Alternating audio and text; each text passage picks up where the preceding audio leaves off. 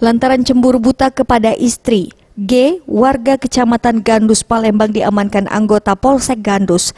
Penangkapan tersangka ini menindaklanjuti adanya laporan penganiayaan yang dilakukan G terhadap istrinya. NA yang melaporkan suaminya tersebut ke Polsek Gandus lantaran tak tahan dengan perlakuan suaminya ke dirinya saat terjadi cekcok rumah tangga.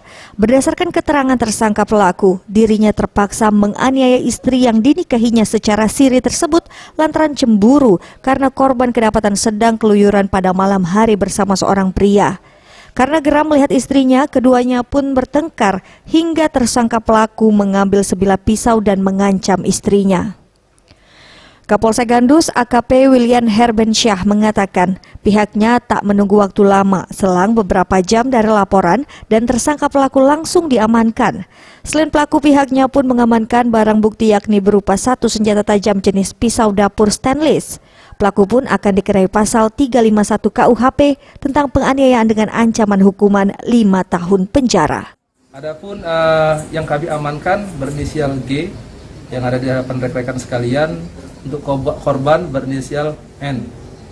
Dari pengakuan tersangka, motif pelakuan penganiayaan yang dilakukan oleh tersangka terhadap istri siri korban, istri sirinya yakni bermotif cemburu, yang bersangkutan marah, cemburu, emosi karena mengetahui bahwasanya pada malam itu istri siri korban, istri siri pelaku keluar dengan laki lain.